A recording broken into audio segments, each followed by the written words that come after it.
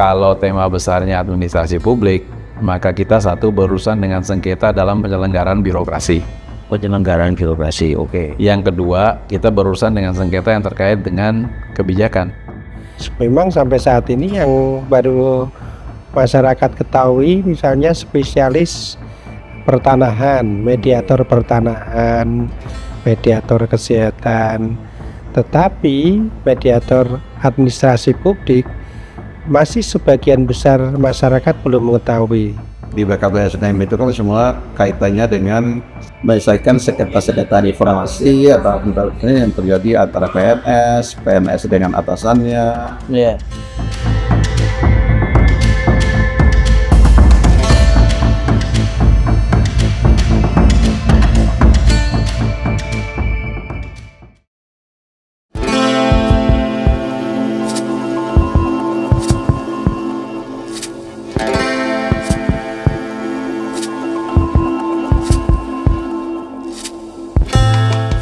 Pelatihan mediator administrasi publik bersertifikat itu adalah salah satu pelatihan spesialis yang diselenggarakan oleh Pusat Mediasi Indonesia UGM sertifikasi Mahkamah Agung.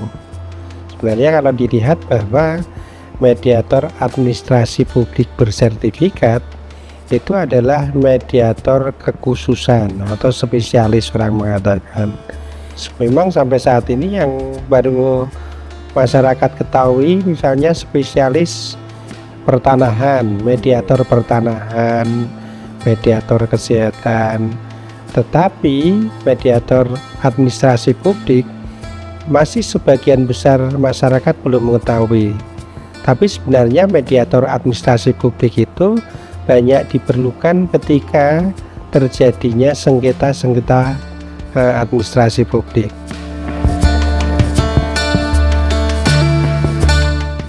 Jadi sebenarnya dari awal itu teman saya nawarin mau nggak ikut pelatihan. Pelatihan apa itu ini.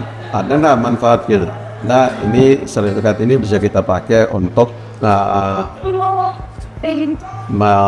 untuk mendapat pekerjaan tambahan atau job-job tambahan yang di luar dari kegiatan kita sehari-hari. Iya. Apalagi nanti kalau kita pensiun itu lebih bisa dimanfaatkan. Oh gitu, kalau gitu aku ikutan. Berdasarkan itu, informasi dari teman itu akhirnya saya ambil, saya ikut. Nah kebetulan dari kepala badan kami menugaskan masing-masing bidang itu ada satu orang gitu. Salah satu dari kawan itu saya tugas.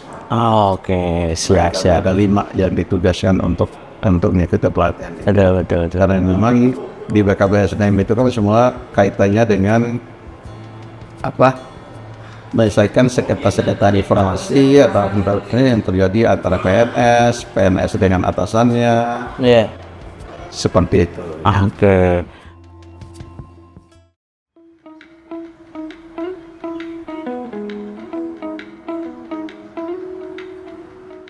Tapi kalau kita cek dari peserta kita hari ini misalnya, kalau tema besarnya administrasi publik, maka kita satu berurusan dengan sengketa dalam penyelenggaraan birokrasi. Penyelenggaraan birokrasi, oke. Yang kedua, kita berurusan dengan sengketa yang terkait dengan kebijakan. Oke.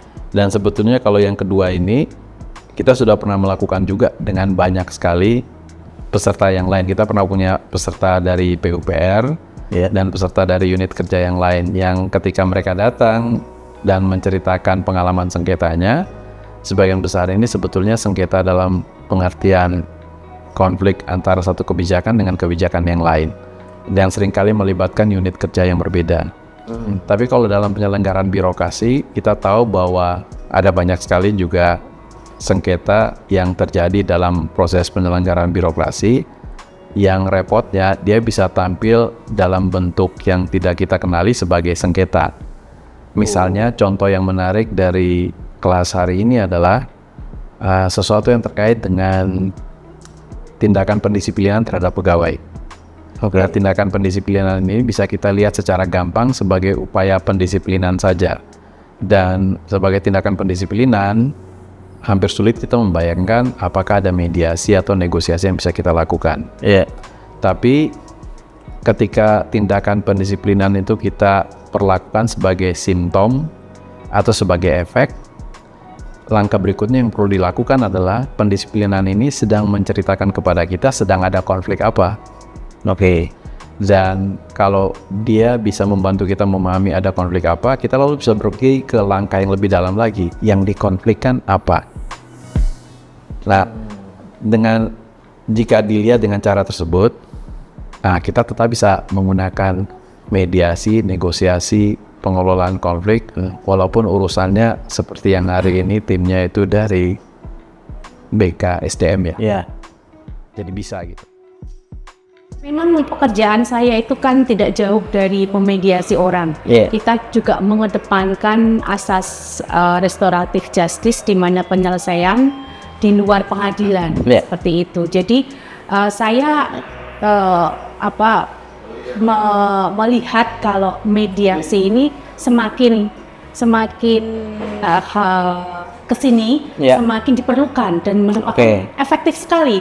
Untuk supaya tidak bertumpukan acara perkara lah, sengketa di pengadilan supaya nggak bertumpuk. Kalau udah banyak nih Bu ya? Udah banyak lah. Ini ada cara efektif untuk meminimal perkara supaya terselesaikan tuntas seperti itu Mas. Dan saya juga sangat ternyata kemarin yang saya lakukan ketika memediasi orang itu ada beberapa trik and trick setelah saya mengikuti kelas Profesor Erik dan Profesor Tata. Ternyata selama ini aku mediasinya agak sedikit di luar jalur apa yang dinamakan mediasi nih.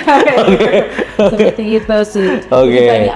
Banyak sekali keuntungan dan kelebihan mengikuti pelatihan mediasi. Alhamdulillah. Siap. Terima kasih Bu.